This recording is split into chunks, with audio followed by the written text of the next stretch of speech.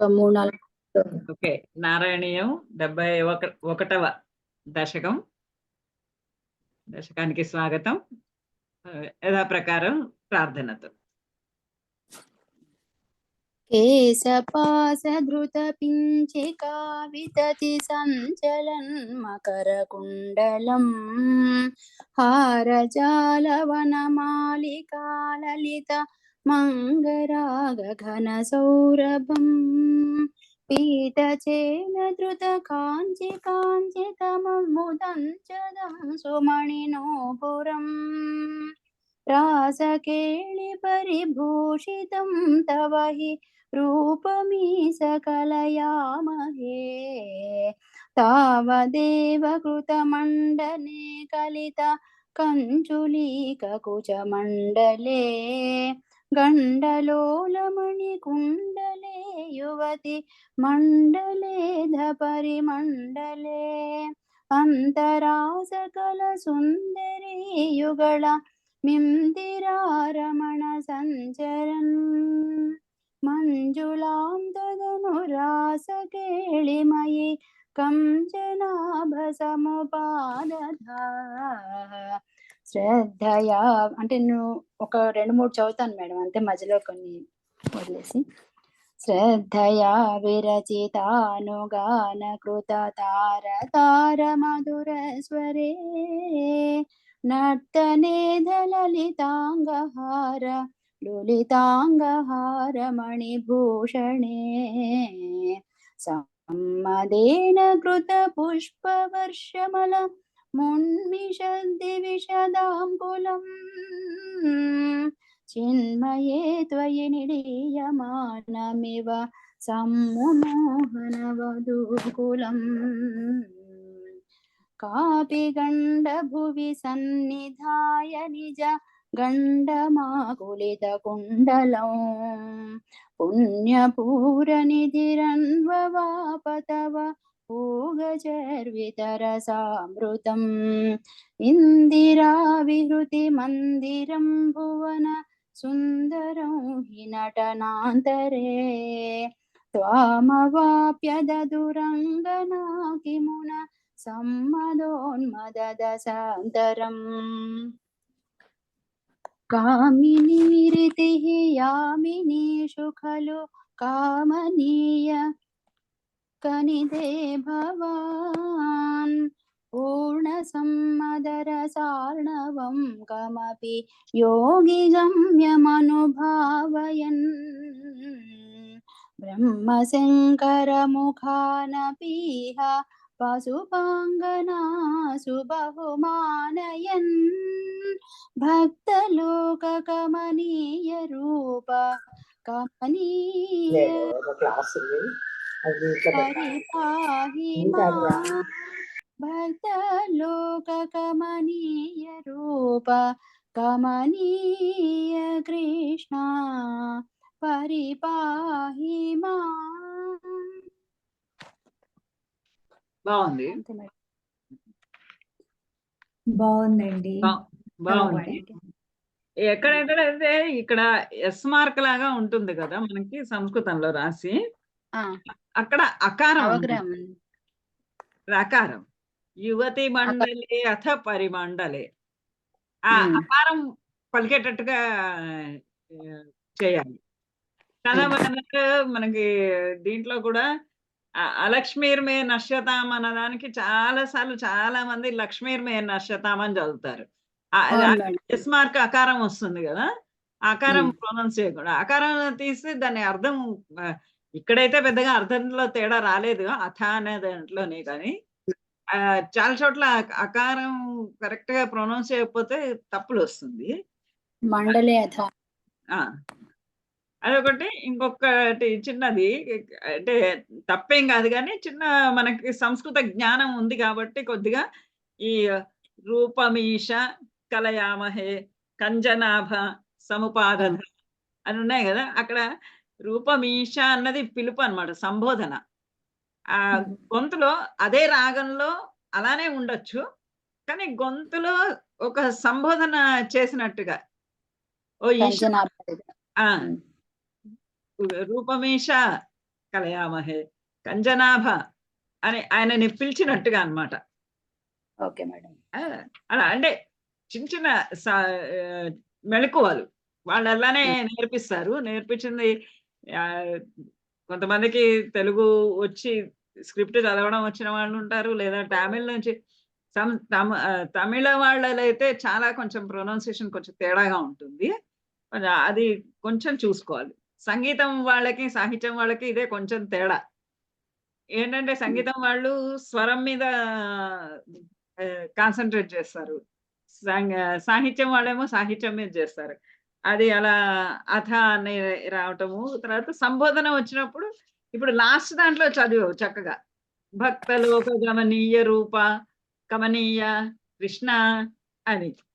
అలా అలా వస్తే అందంగా ఉంటుంది. Okay madam. బావుంది. నెక్స్ట్ టైమ్ మిగతావన్నీ గూడా. ఓకే. నేను దిద్దానని ఏమి అనుకోవద్దు దయచేసి. కాదండి, తెలవాలి కదా మాకు కూడా. చాలా థ్యాంక్స్, అది చెప్పారు. మామూలుగా అంటే పాడినప్పుడు నిజం అన్నట్టు వాళ్ళు నేర్పినట్టు నేను పాడతాను తెప్పించి ఆ మెళకువలు మధ్యలో గమనించాం కదా, మంచిదే మీరు. చాలా థ్యాంక్స్. అంటే మనకు కొంచెం అర్థం తెలుసు కాబట్టి అర్థంతో కూడినట్టుగా పాడితే. కరెక్టే. ఓకే మేడం, తప్పకుండా.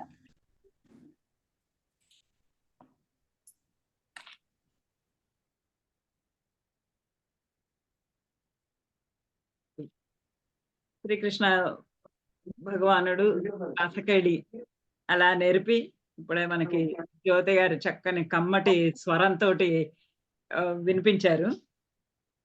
రాసక్రీడ అలా సంగీత సాహిత్యాలతోటి రాసక్రీడ చేశారు ఆవిడ. అలా ఆ రాసక్రీడ నేర్పి వాళ్ళందరినీ కూడా ఆనంద డోలికలలో ముంచుతూ అలానే తన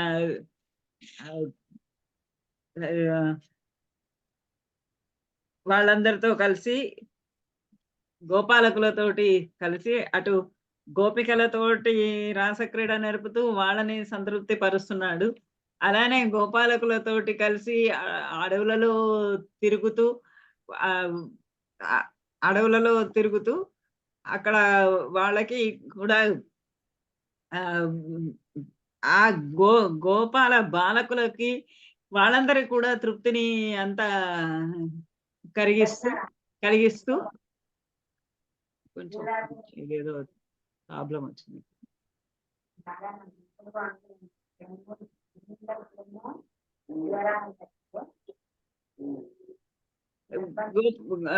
గోప బాలకులకు కూడా సంతోషాన్ని కలిగిస్తూ వాళ్ళతో కలిసి ఆవులని మేపుకుంటూ అడవుల్లో తిరుగుతూ ఉన్నాడు. అలా ఉన్నటువంటి సమయంలో వాళ్ళందరూ కలిసి ఒకసారి శివాలయానికి వెళ్ళి అక్కడే రాత్రి నిద్ర చేస్తే ఆ సమయంలో అక్కడ ఒక అజగరం వచ్చి తండ్రి గారి ఆయన నందుడిని పట్టుకుంటే ఆ నందుడిని పాము నుండి విడిపించి తర్వాత విడిపించాడు. విడిపిస్తే అతడు ఆ పట్టుకున్నటువంటి పాము శ్రీకృష్ణుడి పాదాలు తాకగానే అది ఒక గంధర్వుడు, యక్షుడు, సుదర్శనుడు అనే పేరు కలిగినటువంటి వాడు శాపవశాత్ ఎలా ఆ రూపాన్ని పొందినవాడు శాప విముక్తుడై నమస్కరించి వెళ్ళిపోయాడు. అలా మళ్ళీ ఈ గోపాలకులు అందరికీ ఏమేవి కష్టాలు అవి వస్తున్నాయో అవన్నింటినీ కూడా తొలగిస్తూ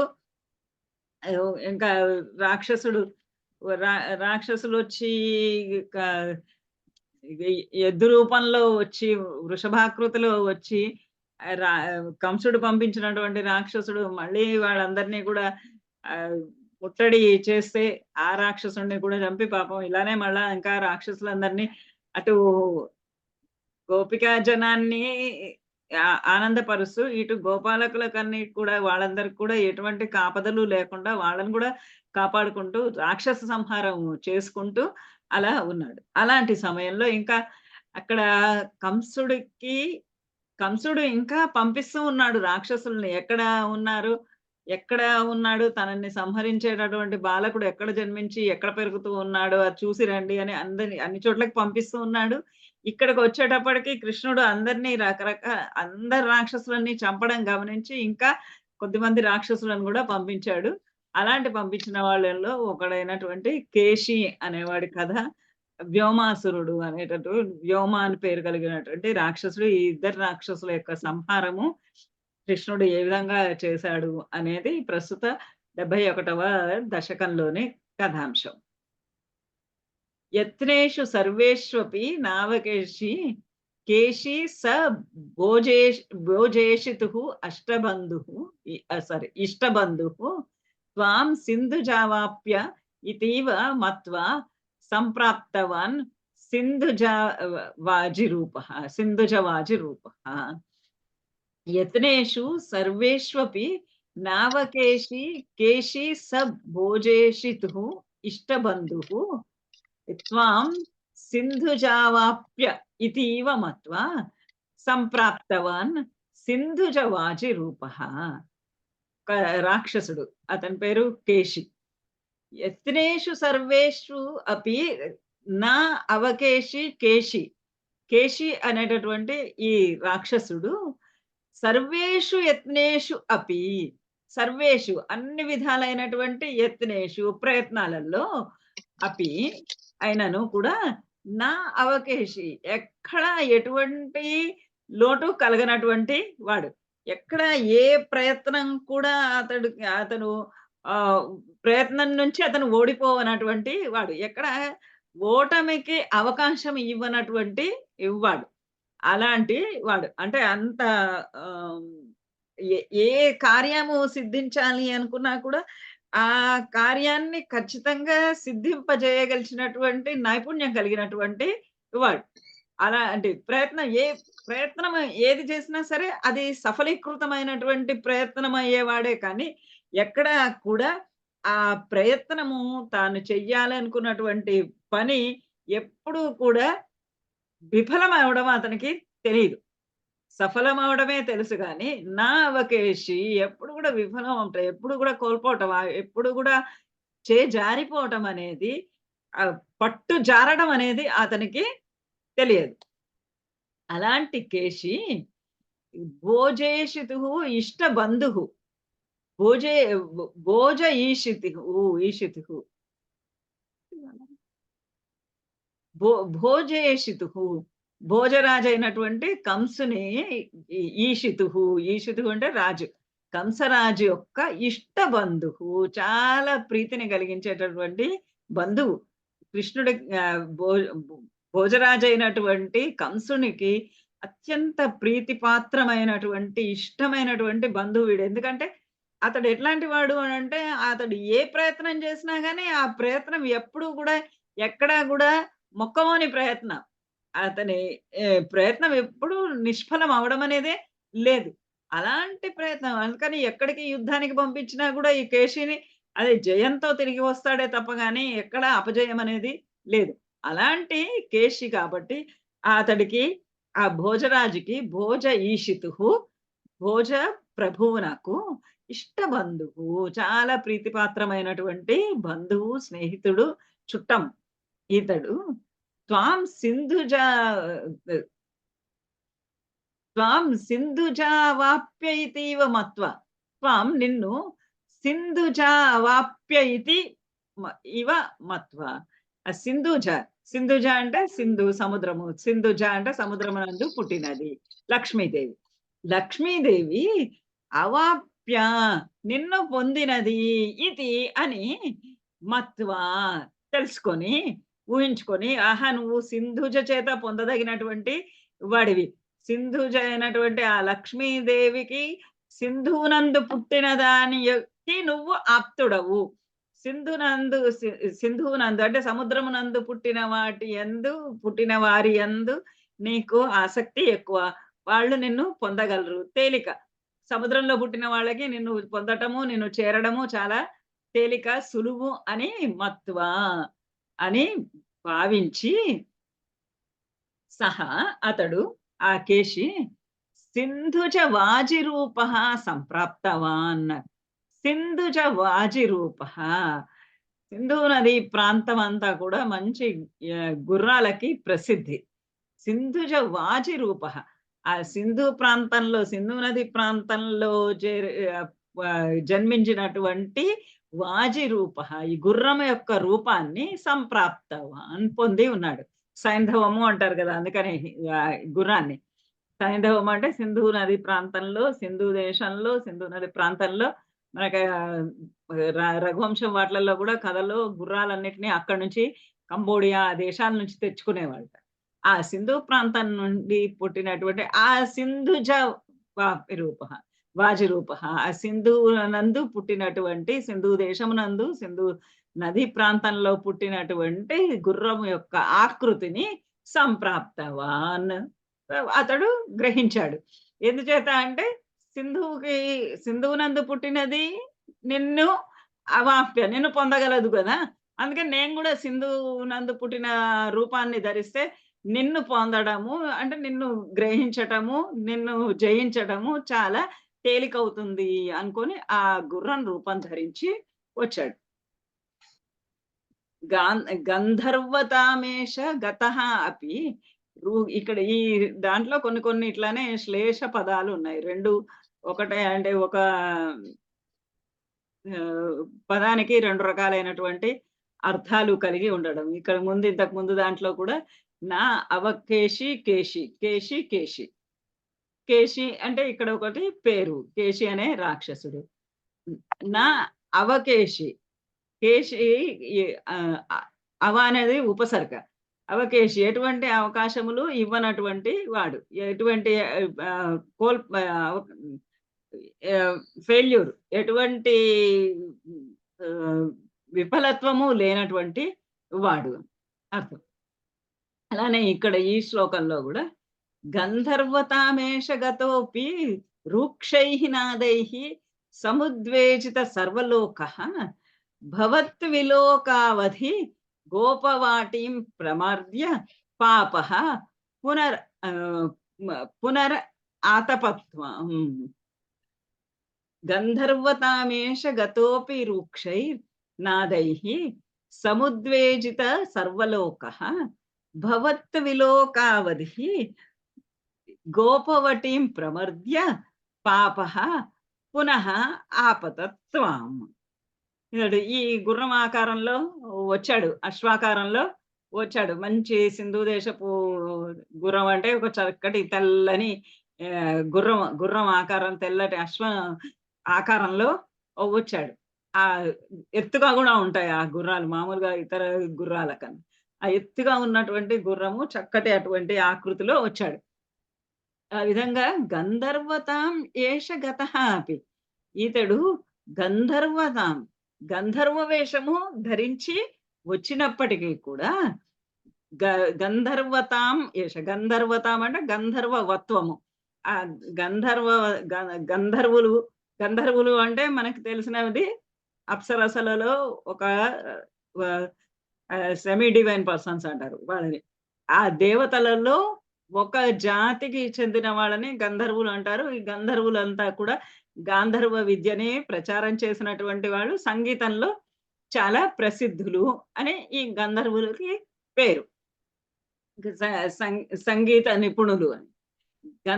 అటువంటి గంధర్వతాం ఏష, అటువంటి గంధర్వత్వాన్ని పొంది కూడా గతః అపి రూక్షైః నాదైః, రూక్షైః భయంకరమైనటువంటి కటువైనటువంటి నాదైః నాదములతోటి ధ్వనులతోటి సముద్వేజిత సర్వలోక మొత్తం ప్రపంచమంతా కూడా, లోకమంతా కూడా సముద్వేజిత, చాలా ఉద్వేజము పొందింపబడుతూ ఉన్నది.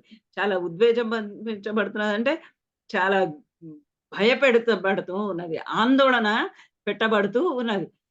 ఆ భయంకరమైనటువంటి ధ్వనులు, పరుషమైనటువంటి ధ్వనులు, గుండెలు చెదిరిపోయేటటువంటి ధ్వనులు, అట్లాంటి ధ్వనులతోటి ప్రపంచాన్నంతటిని కూడా, సర్వలోకాన్నంతటిని కూడా, లోకంలో ఉన్నటువంటి ప్రతి ప్రాణిని కూడా, లోకము అంటే కేవలము నేల, నింగి నేల అనే కాదు, లోకం అంటే ఆ నింగి నేల మధ్యలో ఉన్నటువంటి వాళ్ళందరూ కూడా, జనులు, ప్రజలు, చెట్లు, చేమలు, పశువులు, దేవతలు, వీళ్ళంతా కూడా ఈ రెండిటి మధ్యలో ఉన్నటువంటి వాళ్ళు. ఈ సర్వలోకము సముద్వేజిత, బెదరగొట్టేసి పడుతూ ఉన్నది. ఉద్వేగం అంటే ఆవేదన, ఉద్వేగం, భయం భయం కల్పించేటట్టు, బెదిరించేటట్టు చేస్తూ ఉన్నది. ఆ యొక్కటువంటి రూక్షైః నాदैः భయంకరమైనటువంటి నాదంతోటి. ఇక్కడ గంధర్వతామేష గంధర్వత్వాన్ని పొంది అంటే గాంధర్వ విద్య తెలిసినటువంటి వాడైనప్పటికీ రూక్షనాదైః భయంకరమైనటువంటి నాదాలు చేస్తున్నాడు. సంగీత విద్య తెలిసినటువంటి వాళ్ళు అపశృతులు ఎప్పుడూ కూడా పాడరు. కానీ ఇక్కడ గంధర్వత్వాన్ని పొందినా కూడా అపశృతుల్లాంటి భయంకర నాదాలు చేస్తున్నాడు అనంటే, ఇక్కడ ఈ గంధర్వ అన్న శబ్దానికి ఇంకొక అర్థము అశ్వము అని కూడా అర్థం ఉంది. ఆహ్, అశ్వ ఆహ్, ఆహ్, అశ్వ అశ్వత్వమేష అశ్వం కాదు. గుర్రపు రూపాన్ని ధరించినప్పటికీ భయంకరమైనటువంటి శబ్దాలు చేస్తున్నాడు అనడంలో విరోధమేమీ లేదు. దీన్నేమంటారంటే ఒక విరోధాభాస అలంకారం అంటారు. అంటే చూస్తే అలా ఏదో ఇదేంటి గంధర్వుడు అయినటువంటి వాడు చక్కగా పాటలు పాడాలి గానీ, ఇలా పాడుతున్నాడేంటి అని ఒక విరోధం కలుగుతుంది. ఇది దీనికి ఇది సరిపాడిగా లేదే అనిపిస్తుంది. కానీ ఆ గంధర్వ అన్న శబ్దానికి గుర్రము అనేటటువంటి, అశ్వము అనేటటువంటి అర్థం కూడా ఉన్నది అన్న తర్వాత అక్కడ అశ్వరూపంలో ఉండి ఆ సకిలింపులు ఎలాంటి భయంకరమైన సకిలింపులు అతను చేస్తున్నాడంటే ప్రజలందరూ కూడా భయపడిపోతున్నారు. భవత్ విలోకావధిః అలా శబ్దాలు చేస్తూ, అలా ధ్వనులు చేస్తూ లోకాలనంతటిని కూడా భయపెడుతూ అతడు భవత్ అవలోకావధి నిన్ను చూసే వరకు, అవధి అంటే వరకు. దేని వరకు? భవత్ విలోక నిన్ను చూసే వరకు. నువ్వు కనపడేంత వరకు అతడు గోపవాటిం ప్రమర్ద్య ఏం చేస్తున్నాడు? ఆ గోపవాటి గో గో గోకులం ఉంది గదా! గొల్లపల్లె ఉంది గదా! రేపల్లె ఉంది గదా! దానంతటిని కూడా ప్రమర్దించి వేస్తున్నాడు. నొక్కి వేసేస్తున్నాడు. దాన్నంతా చెల్లాచెదరు చిందరవందర చేస్తూ, దాన్నంతా బాధిస్తూ, మర్దిస్తూ ఉన్నాడు. అంటే ఇక్కడ దానికి కనపడలేదింకా. ఈ కనపడేదాకా వాడు అంతా అందరిని భయపెడుతూ ఈ గోకులాన్నంతటిని కూడా మర్దించి పారేస్తూ ఉన్నాడు. పాపః పునః ఆపతత్ త్వాం. ఈ పాపాత్ముడు, ఈ దురాత్ముడు, ప్రజలందరినీ హింసించేటటువంటి ఈ దురాత్ముడు అశ్వరూపంలో వచ్చినటువంటి ఈ కేశి పునః ఆపతత్ త్వాం ఆపతత్ త్వాం నిన్ను ఆపతత్ ఎదుర్కొన్నాడు. చివరికి వచ్చి అందరినీ మర్దిస్తూ, అందరినీ భయపెడుతూ, పెద్ద పెద్దగా సకిలింతలు చేసుకుంటూ చివరికి నీ దగ్గరికి వచ్చాడు.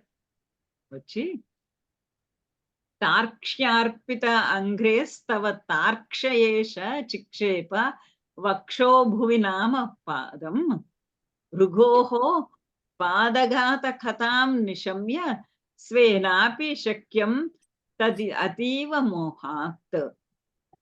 తార్క్ష్యార్పిత అంఘ్రేస్తవ తార్క్ష్యేష చిక్షేప వక్షో భువి నామ పాదం భృగోః పదాఘాత కథాం నిశమ్య స్వేనాపి శక్యం తదితీవ మోహాత్. అతడు వచ్చాడు, నిన్ను ఎదుర్కొని వచ్చాడు. నీ ఎదురుగుండా నిలబడ్డాడు. నిలబడి తార్క్ష్యార్పిత అంగ్రేహే తవ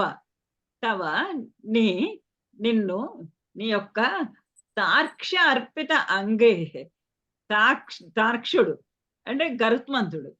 తృక్షుడు అనేటటువంటి ముని యొక్క కుమారుడు అయినటువంటి తార్క్షుడు గరుత్మంతుని యందు అర్పిత అంగ్రేహే అతని మీద పెట్టినటువంటి పాదము కలిగినటువంటి నిన్ను. అంటే గరుత్మంతుడు విష్ణుమూర్తి యొక్క వాహనం కదా. ఆ రాక్షసులకు కూడా ఈ తెలుసు ఇతడు విష్ణుమూర్తి యొక్క అవతారమే అని, విష్ణుమూర్తే ఈ రూపంలో ఇక్కడ వచ్చి ఉన్నాడు అని. తార్క్షార్పితాంగ్రేహే తవ నువ్వు గరుత్మంతుని పైన పాదము మోపేటటువంటి నిన్ను తార్క్షయేష తార్క్ష ఈ తార్క్షుడి మీద పాదము ఉంచేటటువంటి నిన్ను ఈ తార్క్షుడు వక్షోభువి నామ పాదం చిక్షేప. వక్షోభువి నీ నీ వక్షస్థలం పైన పాదం చిక్షేప, పాదాన్ని ఉంచాడు.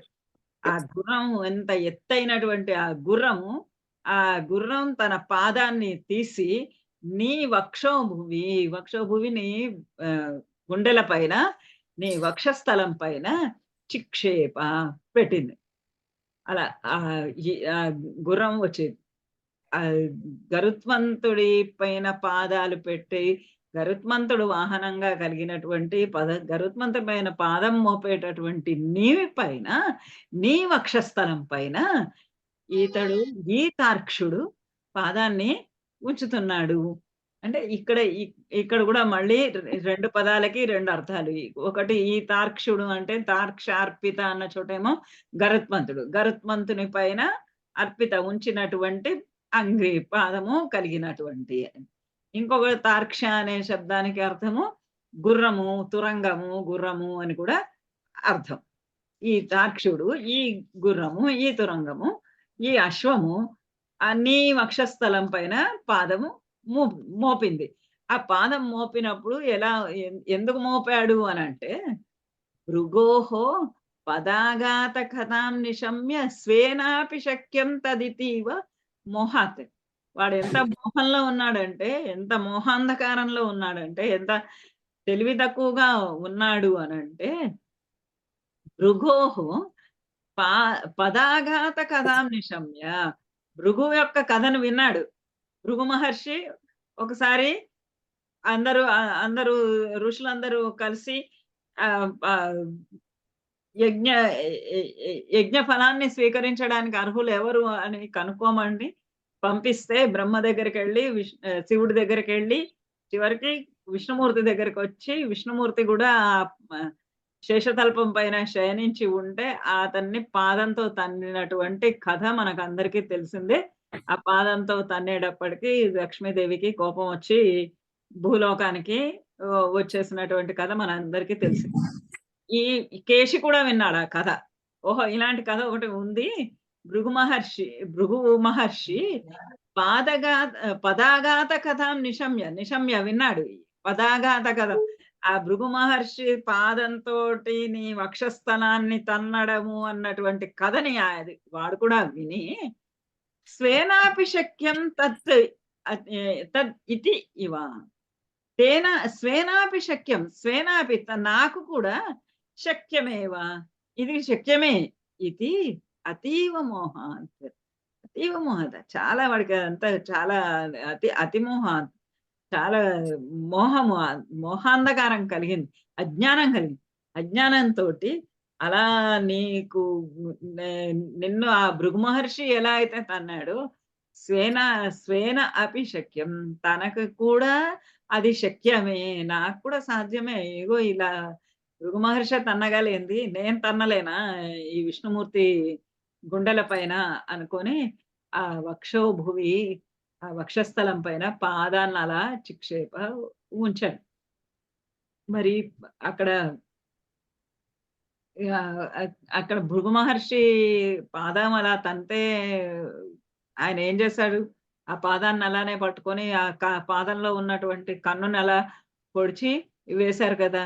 అలానే ఇక్కడ కూడా మరి ఇప్పుడు ఈయన విష్ణుమూర్తిని పాదంతో వక్షస్థలం మీద తన్నితే అక్కడ ఎవరైనా ఆయన ఎలా అది భరించగలడు? అది వాళ్ళు చేసినటువంటి తప్పిదానికి ఎటువంటి శిక్ష వేయాలో అలాంటి శిక్ష వేయాలి కదా. ప్రవంచయన్నస్య కురాచ్చలం ద్రాగ్ అముంచ చిక్షేపిత దూరం సమ్మూర్ఛితః అపి హ్యతిమూర్ఛితస్తేన క్రోధోష్మణ ఖాదితుం అధృతః త్వం. ప్రపంచయన్నస్య కురాంచలం ద్రాగ్ అముంచ చిక్షేపిత దూరం సమ్మూర్ఛితః అపి హ్యతిమూర్ఛితః తేన క్రోధోష్మణ ఖాదితుం అధృతః త్వాం. ఈ ఎలా ఎప్పుడైతే ఆయన ఇట్లా పాదాన్ని విష్ణుమూర్తి యొక్క కృష్ణుడి యొక్క హృదయం పైన మోపాడు. ఆ హృదయం పైన మోపినటువంటి ఆ పాదాన్ని కథలో మళ్ళా ఏం చెప్పుకుంటూ వెళ్తాడంటే, పరమాత్మను తన్నినా, కొట్టినా, ప్రేమించినా, పాదాలు పట్టుకున్నా, ఏం చేసినా సరే ఆయనని ఆశ్రయించినటువంటి వారిని, ఏ రకంగా ఆయనని ఆశ్రయించినా సరే, ప్రేమతో ఆశ్రయించినా, శత్రుత్వంతో ఆశ్రయించినా సరే, ఆయన తనలోనికి చేర్చేసుకుంటాడు వాళ్ళని. ఇలా ఇప్పుడు ఈ రాక్షసుడు కాలుతోటి తంతున్నాడు. కాలితోటి తంతుంటే ప్రవంచయన్నస్య కురా కురా కురాంచలం. ఆ కురాంచలం ప ప ప గుర్రం యొక్క ఏమంటారు వాటిని గిట్టలు. గుర్రం యొక్క కురములు గుట్టముల యొక్క చివర్లను ప్రవంచయన్ అస్య, దాన్ని వంచయన్, దాన్ని వంచించి మోసం చేసి, అంటే ఎక్కడైతే వాడు కేశి పాదాన్ని వెయ్యాలి అనుకుంటున్నాడో ఆ పాదాన్ని వెయ్యకుండా కొంచెము పక్కకి జరిగి ప్రవంచయన్ అస్య కురాంచలం, ఆ గిట్టల దెబ్బలకు కొంచెం పక్కకి జరిగి వాటి నుండి తప్పించుకొని ద్రాక్ అముంచ చిక్షేపిత దూరం. ద్రాక్ వెంటనే ఎప్పుడైతే ఆ పాదం గుండెల మీదకి వస్తోందో ఆ తన్ననివ్వకుండా కొంచెం పక్కకి జరిగి దాన్ని గిట్టల ఘాతానికి, గిట్టల దెబ్బలకి తప్పించుకొని వెంటనే దాన్ని పట్టుకొని దూరం చిక్షేపిత, దూరం చాలా అతి దూరం ఆ గిట్టలనే, ఆ పాదాలనే, ఆ గిట్టలనే పట్టుకొని అతి దూరం అముంచ, చిక్షేపిత అముంచ, దాన్ని గట్టిగా పట్టుకొని చిక్షేపిత దూరంగా విసిరి పారేశావు.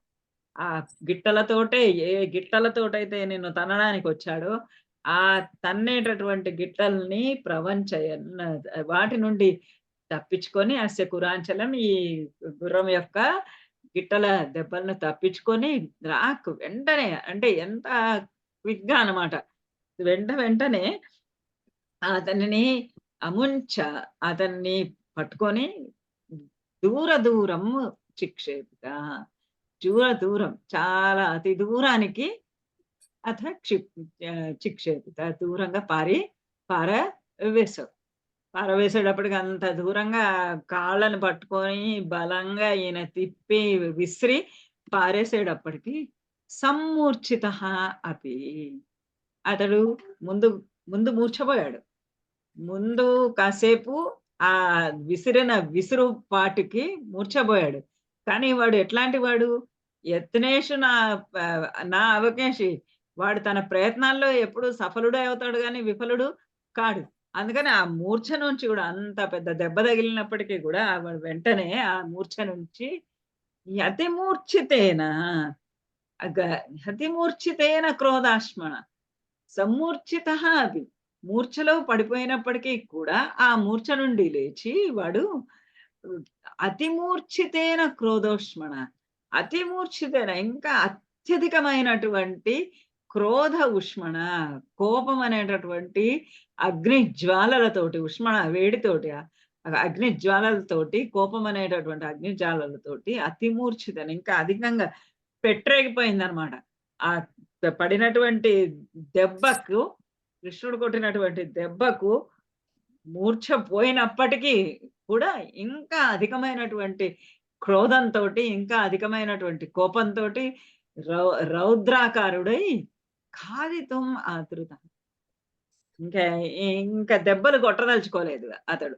ఖాదితుం తినేసేయాలను, త్వాం ఖాదితుం నిన్ను తినేయాలనే ఇతను ఆతృత పరిగెత్తుకుంటూ నీ మీదకి వచ్చాడు.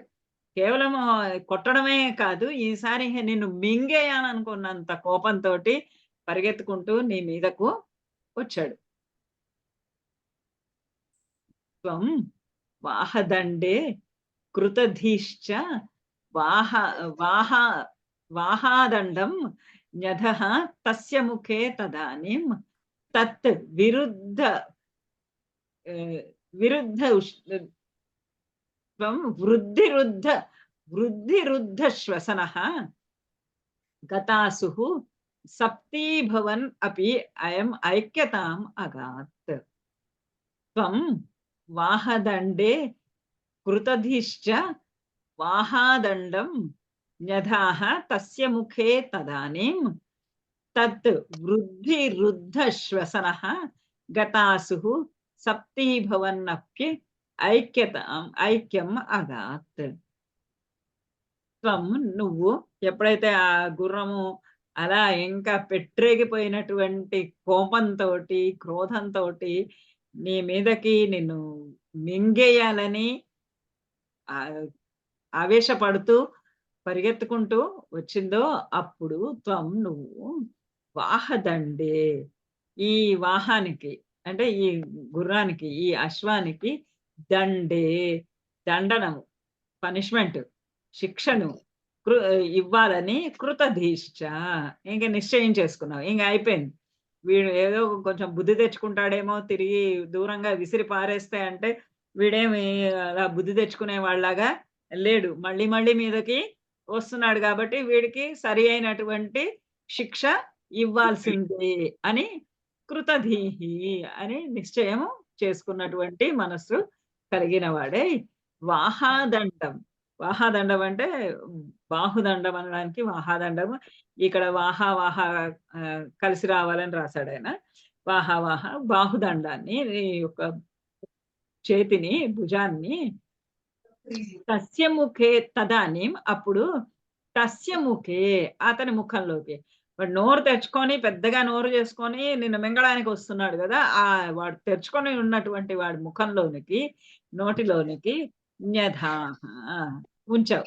నీ భుజాన్ని తీసుకెళ్ళి వాడు ఎప్పుడైతే నిన్ను తిందామని మింగుదామని వస్తున్నాడో ఆ మింగడానికి వచ్చినటువంటి వాడి నోట్లోకి తస్య ముఖే అతని ముఖంలోనికి తదానీం బాహాదండం న్యధాః నీ బాహాదండాన్ని భుజాన్ని బలంగా అతని నోట్లోనికి న్యధాః ఉంచవు. తత్ వృద్ధిరుద్ధ శ్వసనః అంటే వాడికి ఏమైంది, ఆ చెయ్యి ఈ లోపలికి అట్లా పెట్టగానే తత్ బుద్ధి ఆ చెయ్యి చిన్నగా ఉన్నటువంటి చెయ్యి అంతలా మెల్లమెల్లగా పెరిగి వృద్ధి పొందింది. లావుగా అయిపోయింది. లావుగా ఎంత లావుగా అయిపోయిందంటే వృద్ధ శ్వసనః వాడికి ఊపిరి పీల్చుకోవడానికి వీలు లేనంతటువంటి లావుగా అయిపోయింది ఆ చెయ్యి. ఆయన కృష్ణుడి చెయ్యి ఆ గుర్రం నోట్లోనికి అశ్వం నోట్లోనికి పెట్టగానే ఆ చెయ్యి వృద్ధి పొంది అది పెరిగి వృద్ధ శ్వసనః వాడికి శ్వాస ఆగిపోయినదై రుద్ధమైపోయి ఆగిపోయినదై గతాసు అతడు చనిపోయాడు. సప్తీభవన్ అపి ఐక్యమగాత్ ఈ విధంగా అతడు సప్తీభవన్ అపి ఇది ఒకటే నాకు అర్థం కాలేదు. సప్తీభవం అంటే 7 ముక్కలుగా అయిపోయినప్పటికీ కూడా అయం ఇతడు ఐక్యమగాత్ ఆ కృష్ణుడిలో ఐక్యమైపోయాడు. ఈ విధంగా 7 ముక్కలు అయిపోయినప్పటికీ కూడా నోట్లో చేయి పెట్టగానే అతనికి శ్వాస వృద్ధమైపోయి కృష్ణుడి చెయ్యేమో లావుగా అయిపోయి వృద్ధి పొందినది అయిపోయి లావుగా అయిపోయి అతనికి శ్వాస ఆడక ఊపిరి ఆడక ఆ గుర్రము చనిపోయి 7 ముక్కలైపోతే ఆ 7 ముక్కలైపోయినప్పటికీ కూడా ఐక్యమగాత్ అతడు అకేషి కృష్ణుల్లో ఐక్యమైపోయాడు. పంచత్వం గతః అంటారు చనిపోయినప్పుడు. మరి ఇక్కడ సప్తీభవన్ అంటే 7 ముక్కలుగా అయినప్పటికీ అన్నాడు. 7 ముక్కలుగా మరి శరీరము కూడా 7 ముక్కలు అవడానికి శరీరంలో నవరంధ్రాలు ఉంటాయి. మరి నవరంధ్రాలు చీలిపోయినాయని అనాలి. సప్తీభవన్ అంటే మీకు ఎవరన్నా ఎక్కడ అయినా రెఫర్ చేయగలిగితే ఒకసారి చేయండి. నాకు చేయడానికి టైం దొరకలేదు. నేను కూడా చేస్తాను. చూస్తాను. రేపు చూస్తాను. సప్తీభవనపి 7 ముక్కలుగా అయిపోయినా ఐక్యం. అంటే మామూలుగా ఏదో తల 7 చెక్కలయింది అంటుంటారు కదా మేడం. అదే తల 1000 వ్రక్కలయిందంటారు. ఊరికే మాటల్లో చెప్పాలంటే తల 1000 ముక్కలయిందంటారు. కానీ 7 ముక్కలయిందంటున్నారు. తల అదే. 1000 ముక్కలని అదే 7 ముక్కలు ఖచ్చితంగా నెంబర్ చెప్తున్నాడు. 7 ముక్కలయింది అని. ఉమ్. ఏమో. 7 ముక్కలైనప్పటికీ కూడా ఆయన కృష్ణుడిలో ఐక్యమైపోయాడు. ఐక్యమకాలి. అంటే అలా కృష్ణుడి గుండెల మీద తన్నడానికి కాలెత్తి వచ్చినప్పటికీ కూడా ఆయన వాడిని, ఆ రాక్షసుని తన హృదయంలోకి దింపుకున్నాడు. ఆలంభమాత్రేణ పశోః సురాణాం ప్రసాదకే నూత్నం ఇవ అశ్వమేధే కృతే త్వయా హర్షవశాత్ సురేంద్రాః త్వాం తుష్టువుః కేశవనామధేయం. ఆలంభమాత్రేణ పశోః సురాణాం ప్రసాదకే నూత్న ఇవ అశ్వమేధే కృతే త్వయా హర్షవశాత్ సురేంద్రః త్వాం తుష్టువుః కేశవనామధేయం. సాధారణంగా అశ్వమేధ యాగాల్లో అశ్వాన్ని బంధించి అశ్వాన్ని యాగ పశువునిగా చేసి ఆ అశ్వాన్ని యజ్ఞంలో యజ్ఞ క్రతువులో సమర్పించుకుంటారు. ఆ యాగ క్రతువులో అశ్వాన్ని సమర్పించటము, అంటే అశ్వాన్ని చంపటము, అశ్వాన్ని ఆఫర్ చేయడం అనేది, బలి ఇవ్వడం అనేది ఆచారం. అది దాన్ని ఆ యజ్ఞం పేరే అశ్వమేధ యజ్ఞం. ఇక్కడ ఎలా అయితే ఆలంబ మాత్రేణ పశోః సురాణాం ప్రసాదకే ఆ దేవతలందరికీ కూడా సంతృప్తి కొంతమంది అన్మ్యూట్ చేసుకున్నారు, కొంచెం మ్యూట్ చేయరా, డిస్టర్బెన్స్ అవుతుంది. సురాణాం ప్రసాదకే ఆ దేవతలందరికీ కూడా ప్రసాదాన్ని నన్ను కాదు, వేరే వాళ్ళని మ్యూట్ చేయండి, నేను మ్యూట్ చేసేసుకుంటా. అందరినీ మ్యూట్ చేసేనా? అందరినీ చేసేయండి. ఇది ఇక్కడ ఇవాళ ఎందుకో ఇది రావటం లేదు సరిగా. ఓకే, మ్యూట్ ఆలోచన.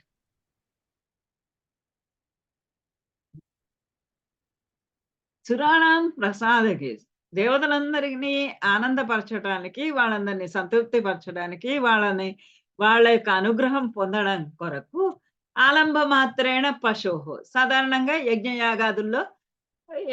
యజ్ఞయాగాదుల్లో క్రతువులో పశోః ఆలంబ మాత్రేణ ఆ ప్రసాదం ఎలా కలుగుతుంది, దేవతల యొక్క సంతృప్తి ఎలా కలుగుతుంది అంటే పశోః పశువు యొక్క ఆలంబ మాత్రేణ పశువుని సంహరించడం చేత, ఆ పశువుని బలి ఇవ్వడము. ఆలంబం అంటే వధించటము, బలి ఇవ్వడం అని. ఆ ఆలంబ మాత్రేణ ఆ బలిని ఇవ్వడం చేతనే, పశువుని బలి ఇవ్వడం మాత్రం చేత సురాణాం ప్రసాదకి సులలకు, దేవతలందరికీ కూడా అనుగ్రహం కలుగుతుంది. కానీ ఇప్పుడు నూత్నం ఇవ అశ్వమేధే, నువ్వెలా చేసావు? నూత్నం ఇవ చాలా కొత్తదైనటువంటి నూతనమైనటువంటి విధానంలో ఇప్పుడు నువ్వు అశ్వమేధాన్ని ఉనర్చావు. అశ్వరూపంలో వచ్చాడు కదా కేశి. ఆ అశ్వరూపంలో వచ్చిన వాడిని వధించాడు. అది వధించడం కూడా ఎలా వధించాడు? దాని నోట్లో చేయి పెట్టి చేతినంతటిని కూడా పెద్దదిగా చేసి, దానికి ఊపిరి ఆడకుండా చేసి అలా సంహరించాడు. నూతన ఇవ అశ్వమేధే, ఈ కొత్తదైనటువంటి ఈ అశ్వమేధం నువ్వు చేయగానే, అశ్వమేధే కృతే త్వయా నీ చేత చెయ్యబడగా, హర్షవశాత్ అత్యధికమైనటువంటి ఆనంద కారణంగా, సురేంద్రుడు ఇంద్రుడు త్వాం నిన్ను కేశవ నామధేయం తుష్టువు, కేశవ అన్న పేరుతోటి నిన్ను తుష్టువు, నిన్ను సంతృప్తి పరిచాడు, నిన్ను స్తుతించాడు.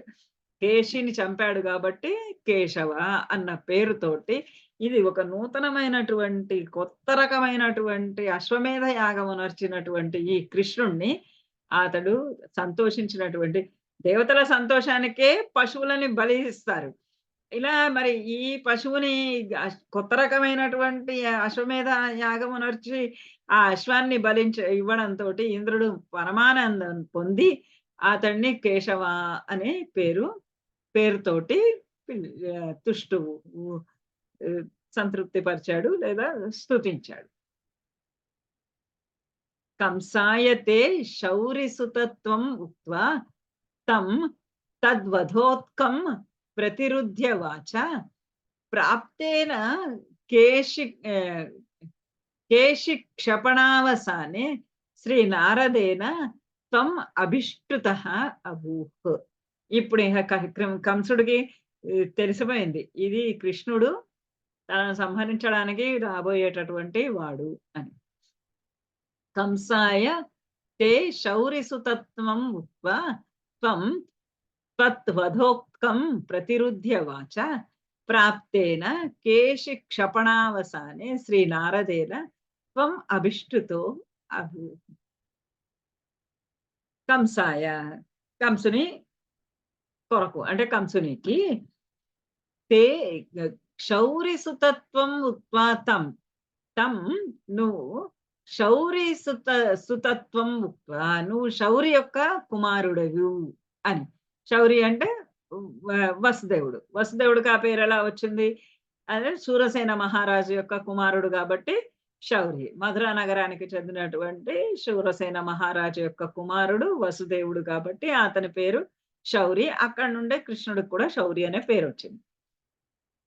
తే శౌరి సుతత్వం ఉక్త్వా తే నిన్ను శౌరి సుత ఆ శౌరి వసుదేవుని యొక్క కుమారుడు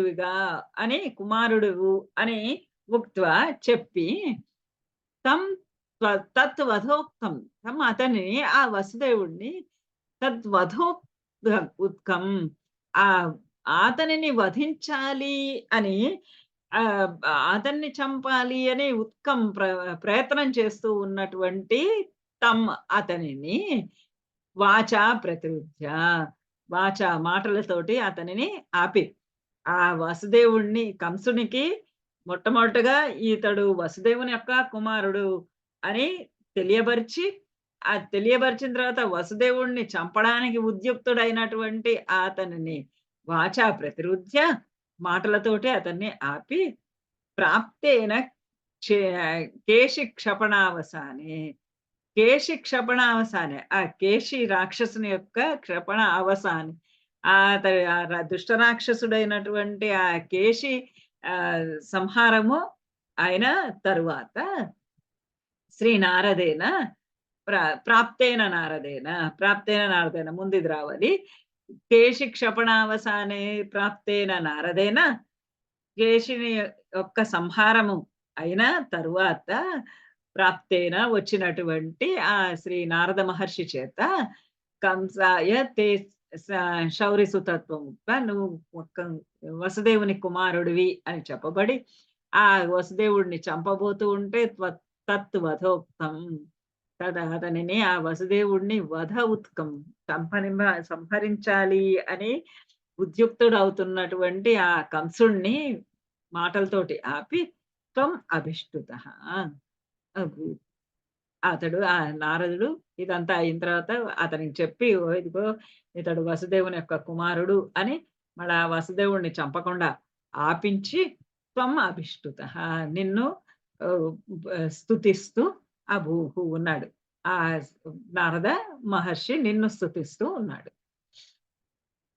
కదాపి గోపైః సహ కానన అంటే ఇప్పుడు మళ్ళీ ఇంకా అతను కంసుడికి ఖచ్చితంగా తెలిసిపోయింది ఇక్కడ కృష్ణుడు ఉన్నాడు, ఈ కృష్ణుడే నిన్ను తనను చంపబోతాడు అని అతనికి తెలిసిపోయింది. ఎందుకంటే కేశిని కూడా ఏ ప్రయత్నము విఫలం కానటువంటి కేశినే సంహరించేశాడు శ్రీకృష్ణుడు. కాబట్టి ఈతడే తనని సంహరించడానికి రాబోయేవాడని అతనికి తెలిసిపోయింది. కానీ అయినా వసుదేవుడిని చంపుతుంటే మాత్రం ఆపివేసి నారదుడు కృష్ణుడిని స్తుతించి వెళ్ళిపోయాడు ఆయన మార్గాన ఆయన. ఇక్కడ కృష్ణుడు అక్కడి నుంచి ఇంకా ఆయన పంపిస్తూ ఉన్నాడు ఇంకా రాక్షసుల్ని. ఇంకో రాక్షసుడు వస్తున్నాడు.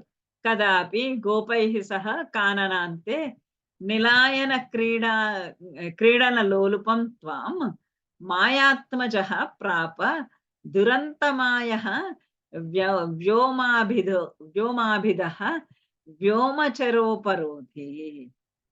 కదాపి గోపైః సహ కాననాంతే నిలాయన క్రీడన లోలుపం త్వాం మయాత్మజః ప్రాప దురంతమాయో వ్యోమాభిదో వ్యోమచరోపరోధి.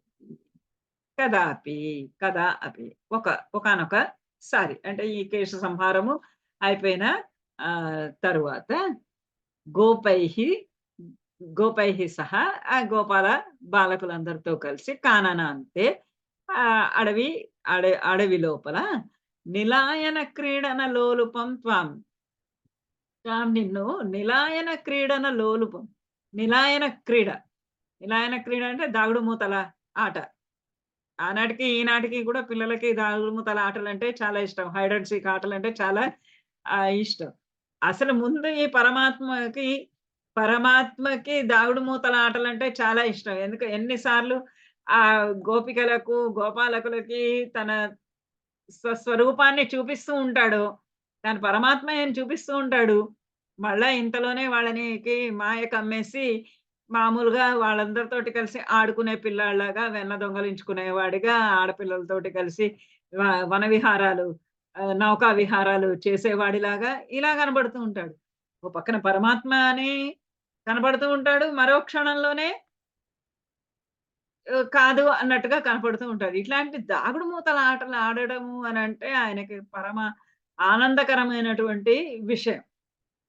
నిలాయన క్రీడన లోలుప నిలాయన క్రీడ దాగుడు మూతల ఆట యందు లోలుపం చాలా ఆసక్తి కలిగినటువంటి త్వాం నిన్ను మయాత్మజః వ్యోమాభిదః మయాత్మజః మయుని యొక్క కుమారుడు, మయుడు అనేటటువంటి రాక్షసుని యొక్క కుమారుడు ఆత్మజః వ్యోమ అభిదః వ్యోముడు అనేటటువంటి పేరు గల వాడు దురంతమాయః వాడు మయాత్ముడు, వాడు దురంతమాయుడు. అంత విపరీతమైనటువంటి మాయలు తెలిసినటువంటి వాడు, సామాన్యుడైనటువంటి వాడు కాదు. దురంతమాయః దురంతములైనటువంటి మాయలు, అధికమైనటువంటి మాయలు, ఆపులేనటువంటి మాయలు, మహా అతి గొప్ప మాయావి అయినటువంటి వాడు ఈ వ్యోమ అనే పేరు గలవాడు. వ్యోమచర ఉపరోధి, వ్యోమచర దేవతలందరికీ కూడా ఉపరోధి, వాళ్ళందరికీ ఆటంకాలు కలిగించేటటువంటి వాడు. వ్యోమచరులు అంటే ఆకాశచారులు. ఆకాశచారులైనటువంటి దేవతలందరికీ కూడా అనేక రకమైనటువంటి ఉపరోధాలు, అనేక రకమైనటువంటి అడ్డంకులు, ఆటంకాలు కలిగించేటటువంటి ఈ వ్యోముడు అనేటటువంటి వాడు ప్రాప వచ్చి చేరాడు.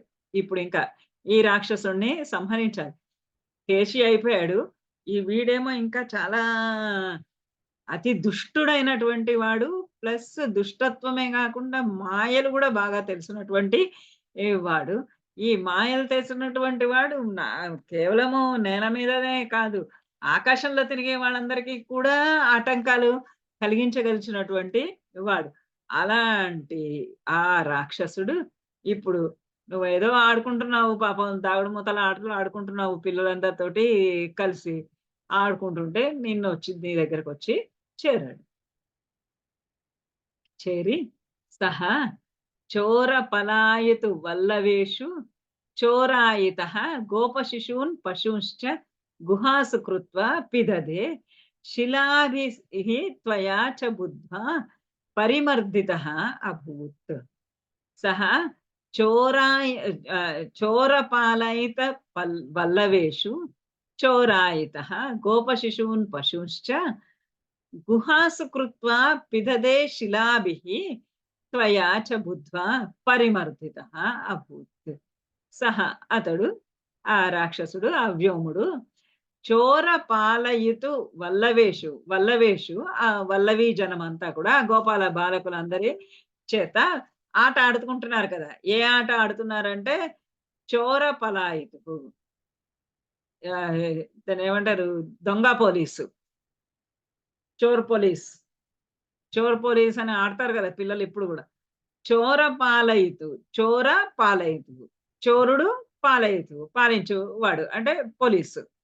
చోర పాలయితు వల్లవేష, ఆ వల్లవి జనమంతా కూడా ఆ బాలులందరూ, గోపాల బాలకులందరూ కూడా ఈ దొంగ పోలీసు ఆట ఆడుకుంటూ ఉంటే, చోరయితః, వీడేం చేశాడు ఈ ఈ వ్యోముడు, చోర చోరయితః, దొంగలాగా ఆటలో కొంతమంది పిల్లలు దొంగలుంటారు.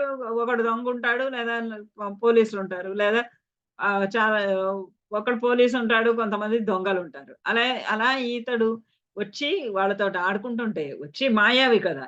ఆ మాయావి కాబట్టి అతడు కూడా గోపాల బాలకుల్లో ఒక బాలకుడిగా చేరిపోయి చోరాయితః, చోరుడిగా మారిపోయాడు. అంటే అక్కడ చోరుడుగా మారాడంటే అప్పుడు ఆటలో దొంగగా ఉన్నాడు.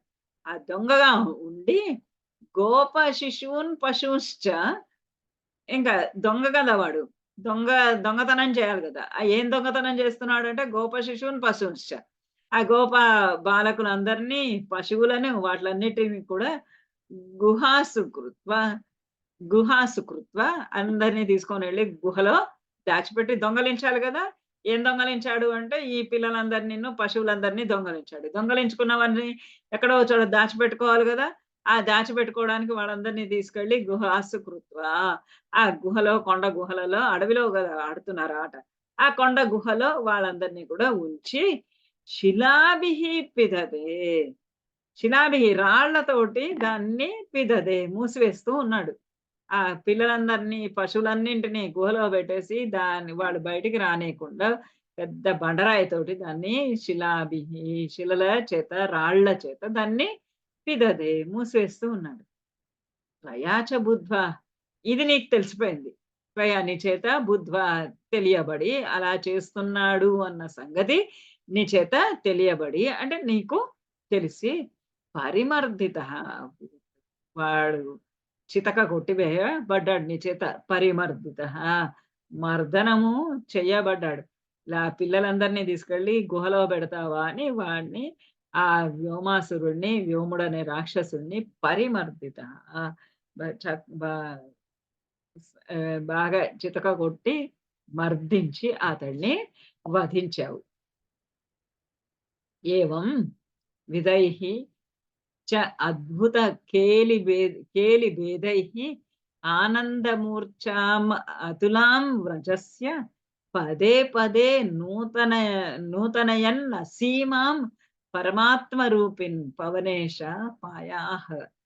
ఏవం, ఈ విధంగా ఒక రాక్షసుడికేమో నోట్లో చెయ్యి పెట్టి వాడికి ఊపిరాడకుండా గిలగిల కొట్టుకునేటట్టు చేసి సంహరించావు. ఇంకొక రాక్షసుడేమో వాడు ఆగడాలు చేస్తూ ఉంటే, పిల్లలందరినీ దొంగలించుకొని వాళ్ళని అందరినీ గుహల్లో పెట్టి హింసిస్తూ ఉంటే, ఆ ఆగడాలు భరించలేక వాడిని పరిమర్దనం చేసేసావు. మర్దించి మరీ సంహరించావు. ఇలా ఏవం, ఈ విధంగా, ఏవం విధైః, ఈ విధమైనటువంటి రకరకములైనటువంటి అద్భుత కేలిభేదైః, అద్భుతమైనటువంటి అంటే అపురూపమైనటువంటి, ఇంతకు ముందెప్పుడు అపూర్వమైనటువంటి, ఇంతకు ముందెప్పుడు చూడనటువంటివి, అటువంటి రకాలైనటువంటి అద్భుత కేలిభేదైః, రకరకాలైనటువంటి ఆట పాటలతోటి. ఒక రకమైన ఆట కాదు, ఒక రకమైనటువంటి పాట కాదు, రకరకాలు విచిత్రములైనటువంటి రకరకాలైనటువంటి అద్భుతమైనటువంటి ఆటలతోటి ఆనందమూర్ఛాం అతులాం వ్రజస్య, ఆ వ్రజం వారికి, వ్రజములోని వారికి అంటే గోపాలకులందరి, గోపిక గోపాలకులందరికీ కూడా ఆనందమూర్ఛాం అతులాం, అతులాం ఆనందమూర్ఛ, అంతులేనటువంటి, తులా అంటే మెజర్, అతులాం అంటే మెజర్ చేయలేన, లెక్కించలేనటువంటి, కొలవలేనటువంటి ఆనందమూర్ఛాం, ఆనందంలో మునకలు వేయించి, కొలవలేనటువంటి, అంతులేనటువంటి ఆనందంలో వారందరినీ కూడా మూర్ఛితులను చేసి పదే పదే నూతనయన్న అసీమాం, పదే పదే క్షణ క్షణము వాళ్ళకి ఎక్కడా కూడా ఆ ఎంతటువంటి ఈ ఆనందాన్ని నువ్వు కలిగిస్తున్నావు అని అంటే అది కొలవలేనంతటువంటి ఇంత 1 కిలో అంత ఆనందము 2 కిలోల అంత ఆనందము కాదు, ఏమీ అసలు కొలవలేనంతటువంటి ఆనందాన్ని వాళ్ళకిస్తూ పదే పదే ప్రతి క్షణ క్షణము కూడా నూతనయన్న అసీమం అసీమం హద్దు లేనటువంటి ఆనందాన్ని నూతనయన్ కొత్త కొత్త ఆనందాన్ని వాళ్ళకి కలిగిస్తూ ప్రతి పూట ప్రతిరోజు కూడా అంతులేనటువంటి ఆ, అధికమైనటువంటి ఆనందాన్ని వాళ్ళకి కలిగిస్తూ ఆనంద మూర్ఛితులని చేస్తూ ఆ వ్రజదేశంలో ఉన్నటువంటి ప్రజలందరికీ కూడా గోపాలకులందరికీ కూడా అ- అడుగు అడుగున క్షణ క్షణము కొత్త కొత్తవైనటువంటి నిత్య నూతనమైనటువంటి ఆనందాలన్నింటినీ వాళ్ళకందరికీ కూడా అందిస్తూ ఆనంద మూర్ఛం ఆనందంలో వాళ్ళని మునిగిపోయేటట్టుగా మూర్ఛితులైపోయేటట్టుగా చేసినటువంటి ఓ పరాత్మ రూపిన్, ఓ పరమాత్మ పరమాత్మ స్వరూపుడా పవనేశ పాయాహ్ నన్ను రక్షించు. ఓ కృష్ణుడా వాళ్ళందరికీ ఎంత ఆనందాన్ని కలిగిస్తున్నావు, వాళ్ళకి ఎటువంటి ఆపదలు లేకుండా చూస్తున్నావు. వాళ్ళని ప్రతిరోజు ఒక కొత్త ఆట, ప్రతిరోజు ఒక చిత్రమైనటువంటి ఆహ్, పాట, చిత్ర భేదై రకరకాలు. ఇవాళ నిన్న జరిగినది ఇవాళ గాదు, ఇవాళ జరిగినది రేపు లేదు. అలా చిత్రాతి చిత్రమైనటువంటి లీలలు అనేకము నువ్వు చూపిస్తూ ఉన్నావు. అనేకం చూపిస్తూ అలా అంతు లేనటువంటి, కొలవలేనటువంటి ఆహ్, హద్దు లేనంతటువంటి ఆనందాన్ని వాళ్ళకి కలిగిస్తున్నటువంటి ఓ పరమాత్మ పాహి మాం పరమేశ పాయాహ నన్ను రక్షించు, ఓ పరమాత్మ స్వరూపుడా నన్ను రక్షించు అని ప్రార్థించుకుంటూ ఈ 71వ ఒక దశకంలో కేశి వ్యోమాసురుల యొక్క సంహార వృత్తాంతాన్ని వివరించాడు శ్రీనారాయణ భట్టాత్రి. ఇంకా దగ్గరకు వస్తున్నాడు, కంసుని యొక్క వధకు దగ్గరగా వెడుతూ ఉన్నాం మనం.